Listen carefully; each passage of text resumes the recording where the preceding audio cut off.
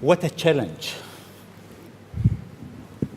to talk to one of the most, in my opinion, in life, we've seen within this part of the world great people like Al-Khwarizmi, who invented algorithm. Globally, Newton, Henry Ford, the Wright brother, Albert Einstein, and Elon Musk.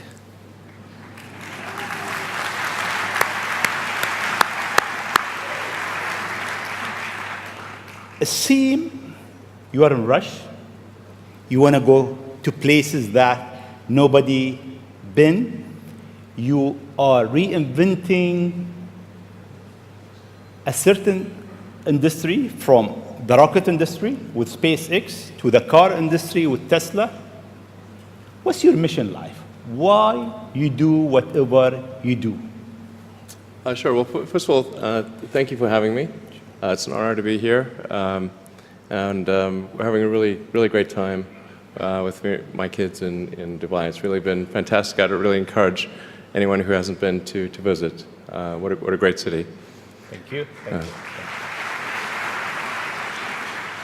And in terms of the motivations, I guess the sort of kind of a long version of the explanation, but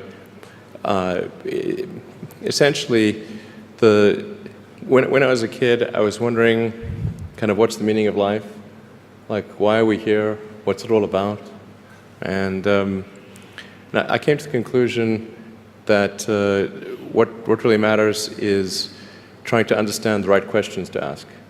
And the more that we can increase the scope and scale of human consciousness, the better we are able to ask these questions.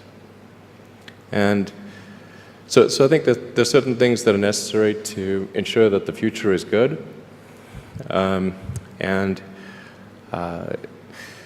some of those things are, in the long term, having long-term sustainable transport and sustainable energy generation, and to be a spacefaring civilization, and for humanity to be out there among the stars and be a multi-planetary species. I think being a multi-planet species and being out there among the stars is important for the long-term survival of humanity. And that's one reason, kind of like life insurance for life collectively, life as we know it. But then the part that I find personally most motivating is that it creates a sense of adventure, and it makes people excited about the future. If you consider two futures, one where we are forever confined to Earth until eventually something terrible happens, or another future where we are out there on many planets, maybe even going beyond the solar system, I think that second version is incredibly exciting and inspiring, and there need to be reasons to get up in the morning. Life can't just be about solving problems. Otherwise, what's the point? There's got to be things that people find inspiring and make life worth living. So what is life for you? I mean, you look at our life, and I heard you before speaking. Is it a dream? Is it Is life a real? dream? Is it a million D? What is life for Elon Musk? I find as I get older, I find that question to be maybe more and more confusing or troubling or uncertain. I think particularly when you see the advancement of something like video games, like say 40 years ago, you had video games. The most advanced video game would be like Pong, where you had like two rectangles and a dot, and you're like batting it back and forth. I played it. Oh yeah, me too, exactly. I That's played Pong. Exactly, it sort of dates you a little bit, but yeah, we both played the same game. And that was like, wow, that was a pretty fun game at the time. But now you can see a video game that's photorealistic, almost photorealistic, and millions of people playing simultaneously. And you see where things are going with virtual reality. and augmented reality. And if you extrapolate that out into the future with any rate of progress at all, like even 0.1% or something like that a year, then eventually those games will be indistinguishable from reality. They'll be so realistic, you will not be able to tell the difference between that game and the reality as we know it. And then it seems like, well, how do we know that that didn't happen in the past and that we're not in one of those games ourselves? Interesting. Interesting. I mean, could be. Everything is possible in life. I mean, yeah, particularly like things seem to be accelerating to something. Isn't it? I mean, if we look at our life, it seems in the past 100 years, life been accelerating quite fast. Yeah. In the past 20, It's much getting faster. faster and faster. Is it more slow? So my question is really, how life will be in Earth 20, 30, 50 years from now? Our education, our transport. How do you see it? Well, I think this is one of those things that's quite difficult to predict. When you think of, say, the first controlled powered flight was 1903 with the Wright brothers. And then 66 years later, we put the first people on the moon. I mean, if you'd ask people, say in 1900, what are the odds of, man landing on the moon, they would have said that's ridiculous. And if you try to talk to them about the internet, they would not even know what the heck what are you even talking about? Like, this sounds so crazy. But today, with a $100 device, you can video conference with anyone in the world, on the other side of the world. And if you have a Wi-Fi connection, it's basically free. Free to have an instant visual communication with anyone, or even with millions of people. With social media, you can communicate to millions of people simultaneously. You can Google something and ask any question. It's like an oracle of wisdom that you can ask almost any question and get an instant response. It would have been incredibly difficult to predict these things in the past, even the relatively recent past. So I think the one thing that we can be quite certain of is that any predictions we make today for what the future will be like in 50 years will be wrong. That's for sure. I mean, I think directionally, I can tell you what I hope the future has, as opposed to maybe what it will be, because this may just be wishful thinking. I hope we are out there on Mars and maybe beyond Mars, the moons of Jupiter. I hope we're traveling frequently throughout the solar system, perhaps preparing for missions to nearby star systems. I think all of this is possible within 50 years. And I think that would be very exciting to do that. And I think we'll see autonomy and artificial intelligence advance tremendously. I think that's actually quite near term. My guess is in probably 10 years, it will be very unusual for cars to be built that are not fully autonomous. 10 years. 10 years from now. Yeah. I think almost all cars built will be capable of full autonomy in about 10 years. As it is, the Tesla cars that are made today have the sensor system necessary for full autonomy, and we think probably enough compute power to be safer than a person. So it's mostly just a question of developing the software and uploading the software. And if it turns out that that more compute power is needed, we can easily upgrade the computer. And so that's all Tesla's built since October of last year. And other manufacturers will follow and do the same thing. So getting in a car will be like getting in an elevator. You just tell it where you want to go, and it takes you there with extreme levels of safety. And that'll be normal. It'll just be normal. Like for elevators, there used to be elevator operators. You get in, there'd be a guy moving a lever. Now you just get in, you press the button, and that's taken for granted. So autonomy will be widespread. I think one of the most troubling questions is artificial intelligence. And I don't mean narrow AI, like vehicle autonomy I would put in the narrow AI class. It's narrowly trying to achieve a certain function.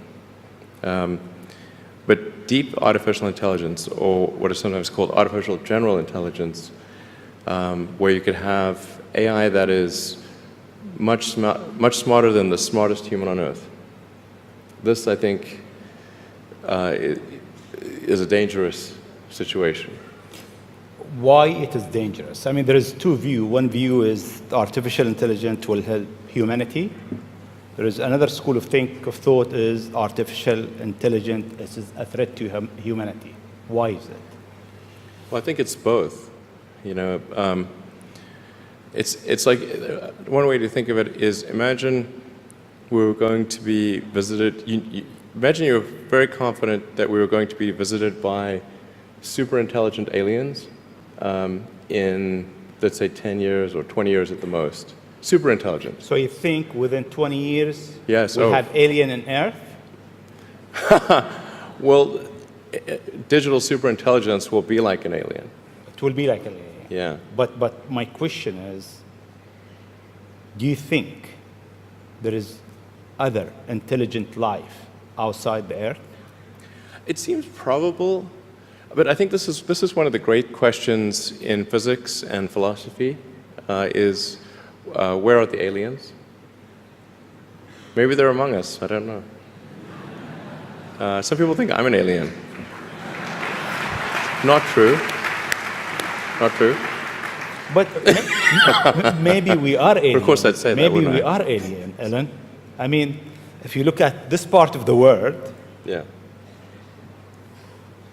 they believe that human beings are not from Earth. They came from somewhere else. Eve Maybe. and Adam came from somewhere else to Earth. So in a way, human being alien to this land. Do you think we'll make contact with alien within the next 50 years? Well, that's a really tough one to say. I mean, if there are super intelligent aliens out there, they're probably already observing us. That would seem quite likely, and we just are not smart enough to realize it. But I can do some back-of-the-envelope calculations, and any advanced alien civilization that was at all interested in populating the galaxy, even without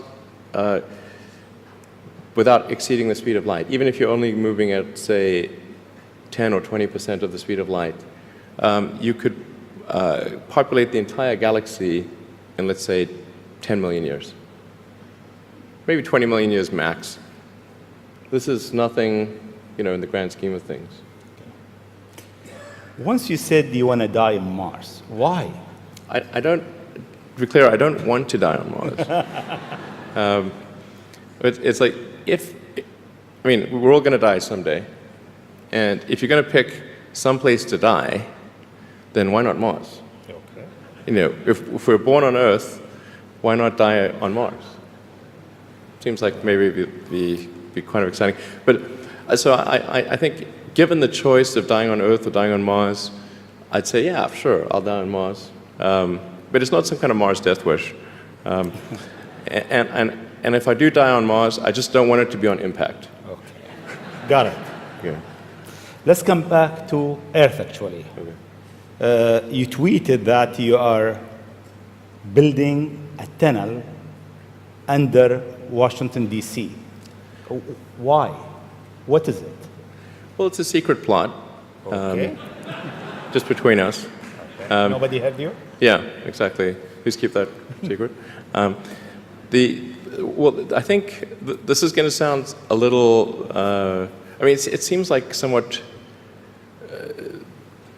trivial or silly, but I've been saying this for many years now. But I think that the solution to urban congestion is a network of tunnels under cities.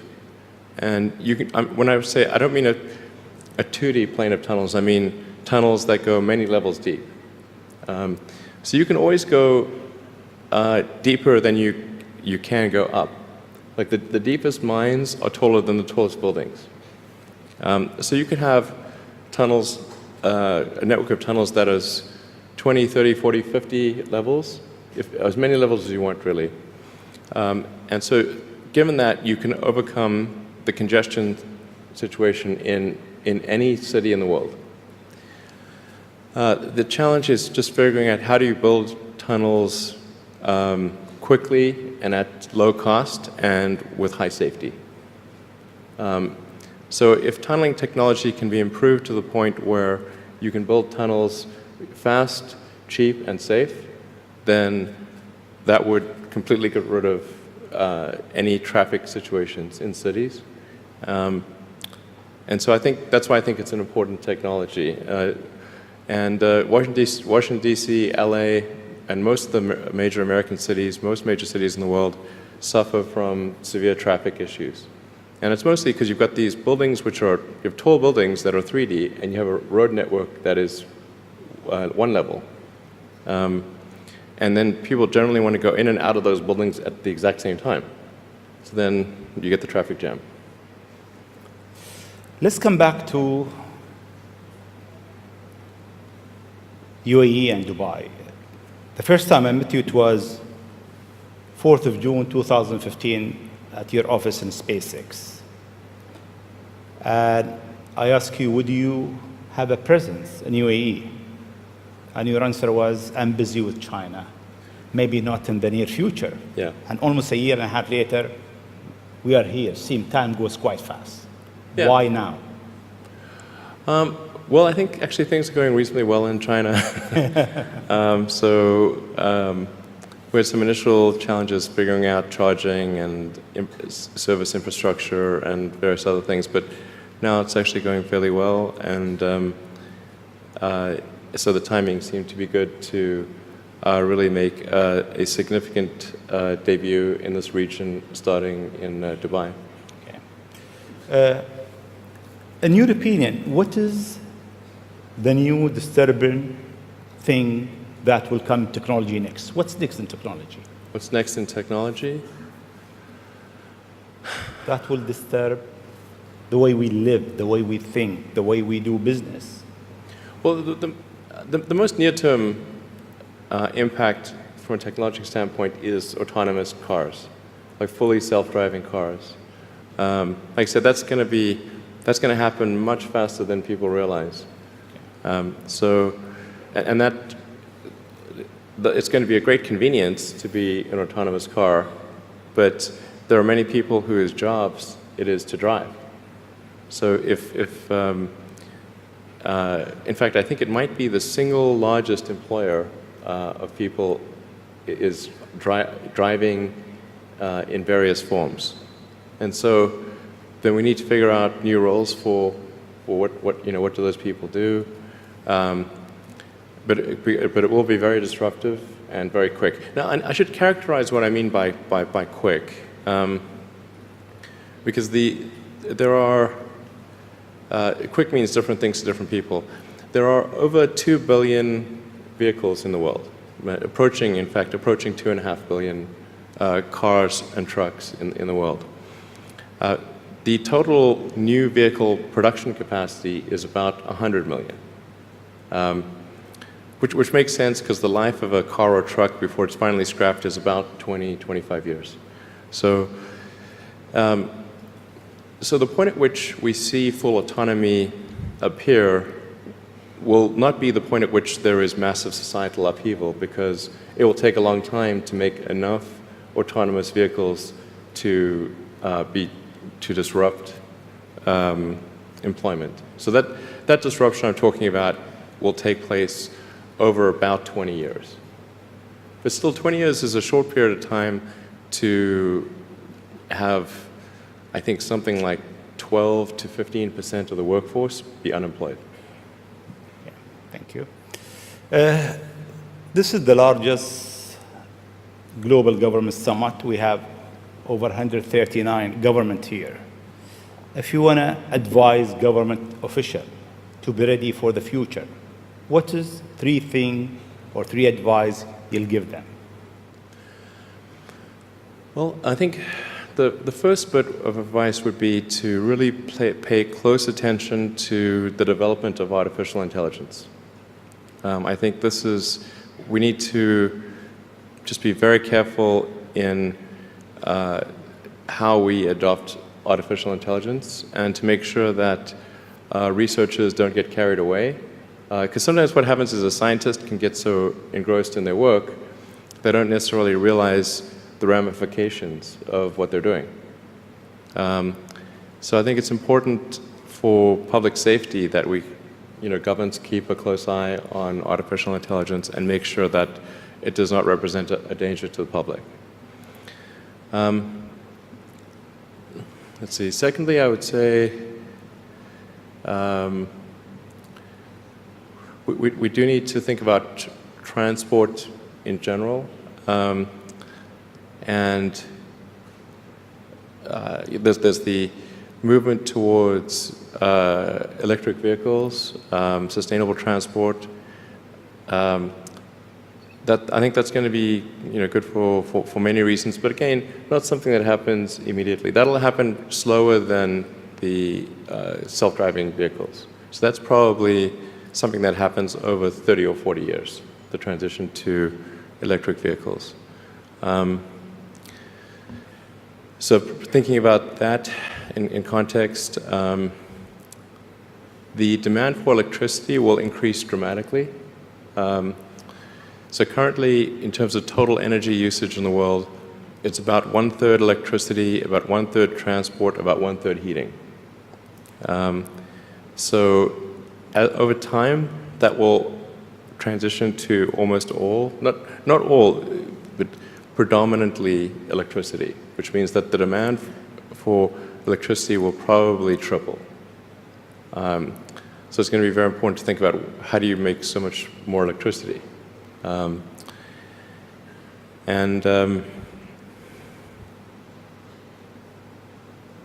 Seem they have an easy job. That's it.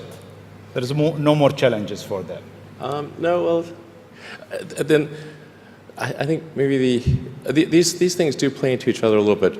But what to do about mass unemployment? This is going to be a massive social challenge.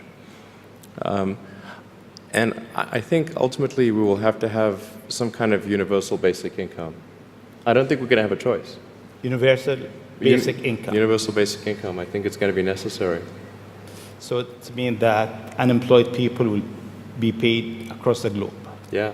Because there is no job, robot is taking over. There will be fewer and fewer jobs that a robot cannot do better. Okay. That's simply and I want to be clear that these are not things that I wish would happen. These are simply things that I think probably will happen. And if my assessment is correct and they probably will happen, then we need to say, what are we going to do about it?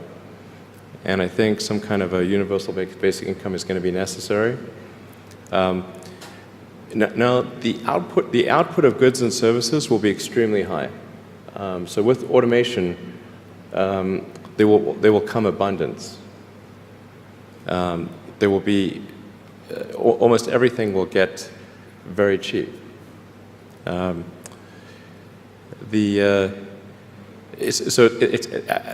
I think I think we'll just end up doing a universal basic income. It's going to be necessary. The harder challenge, much harder challenge, is how do people then have meaning? Like a lot of people, they derive their meaning from their employment. So if you don't have, if you're not needed, if there's not a need for your labor, how do you? What's the meaning? Do you have meaning? Do you feel useless? That's a much harder problem to deal with. And then how do we ensure that the future is going to be the future that we want, that we still like? No, I mean, I do think that there's a potential path here which is, and we're really getting into science fiction or create sort of advanced science stuff, but having some sort of merger with biological intelligence and machine intelligence. To some degree, we are already a cyborg. You think of like the digital tools that you have, your phone, your computer, the applications that you have, like the fact that, as I was mentioning earlier, you can ask a question and instantly get an answer from Google or from other things. And so you already have a digital tertiary layer. I say tertiary because you can think of the limbic system, kind of the animal brain or the primal brain, and then the cortex, kind of the thinking, planning part of the brain, and then your digital self as a third layer. So you already have that, and it's like if somebody dies, their digital ghost is still around. All of their emails and the pictures that they posted and their social media, that still lives, even if if they died. So over time, I think we'll probably see a closer merger of biological intelligence and digital intelligence. And it's mostly about the bandwidth, the speed of the connection between your brain and your the digital extension of yourself. Particularly output. And output, if anything, is getting worse. We used to have like keyboards that we'd use a lot. Now we do most of our input through our thumbs on a phone. And that's just very slow. A computer can communicate at 1 trillion bits per second, but your thumb can maybe do, 10 bits per second or 100 if you're being generous. So some high bandwidth interface to the brain, I think, will be something that helps achieve a symbiosis between human and machine intelligence, and maybe solves the control problem and the usefulness problem. Getting pretty esoteric here. I don't know if this is... It's close. Okay. We got it. Always you think out of the box. Your idea is so huge. You want to go to space. You decided to go to space. You did it. You decided that you want to land your rocket back. You failed 7 times, 8 times. Yeah, something like that. Then it landed. More times than I care to count. Yeah. How do you come with this idea, actually? Sometimes they're pushing the human limit. You are always pushing the human limit. Why? Well, I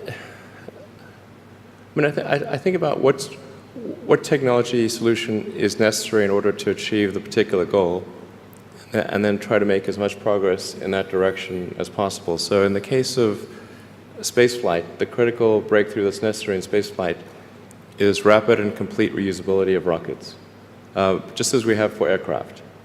You can imagine that if an aircraft was single use, almost no one would fly. Because you can buy, like, say, a 747 might be $250 million, $300 million, or something like that. You'd need 2 of them for a round trip. But nobody's going to pay millions of dollars per ticket to fly, to do air travel. But because you can reuse the aircraft tens of thousands of times, the air travel becomes much more affordable. And the same is true of rockets. So our rocket costs $60 million, roughly. So the capital cost, if it can be used once, is $60 million.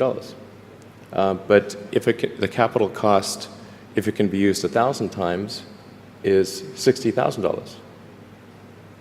So then if you can carry a lot of people per flight, then you can get the cost of space flight to be something not far from the cost of air flight. So it's extremely fundamental.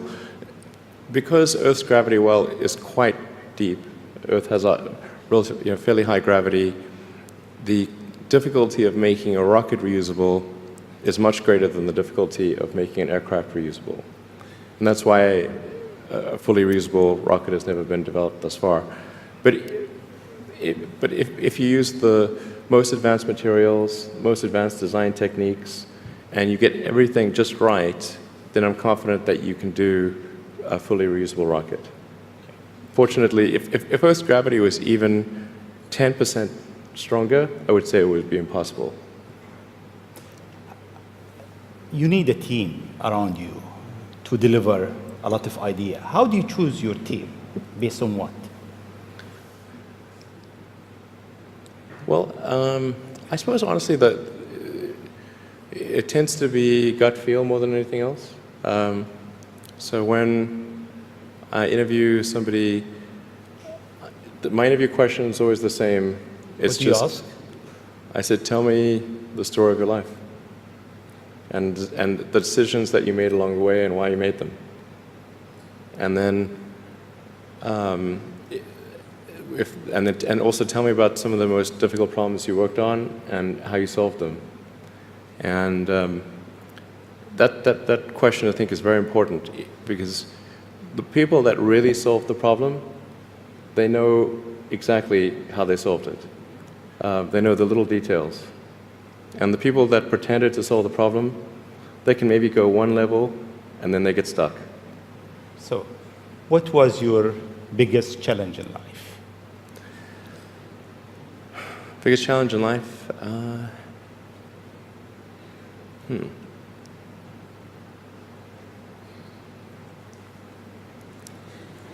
No challenge. Well, no, there's a lot of them. I'm trying to decide which is which is the worst.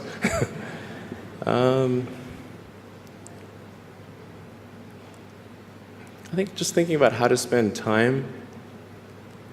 One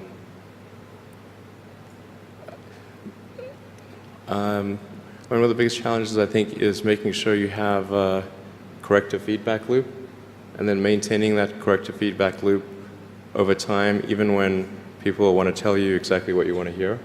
Okay. That's very difficult. Yes.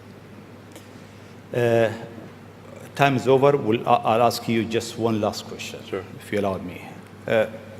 In the World Government Summit, we have so many people from, so many young people actually, from across the globe.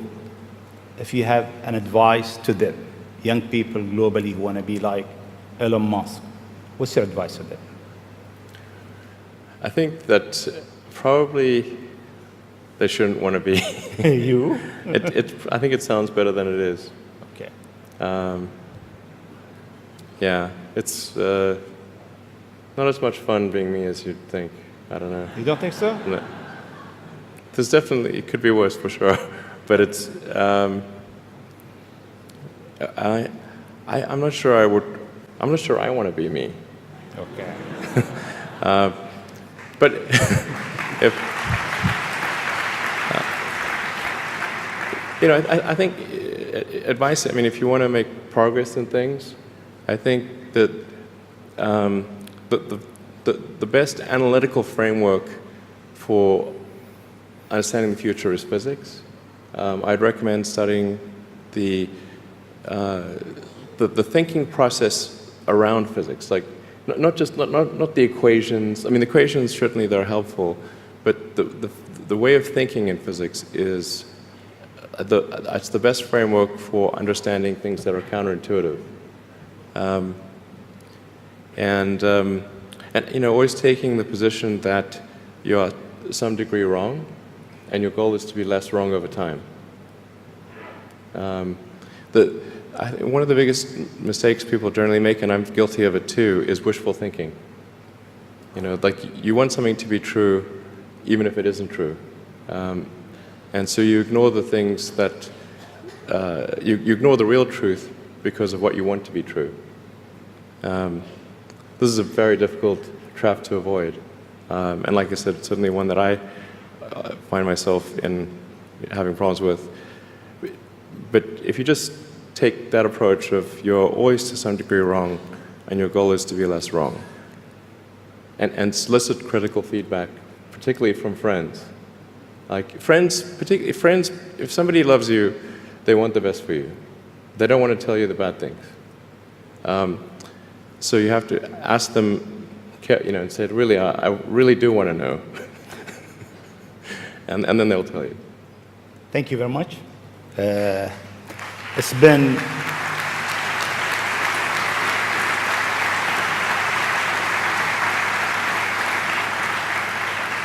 It is great for the World Government Summit to have a legend who's creating the future for humanity to share his thought, his idea, his vision, his challenges, and his hope for life. Thank you very much. Thank you for having me.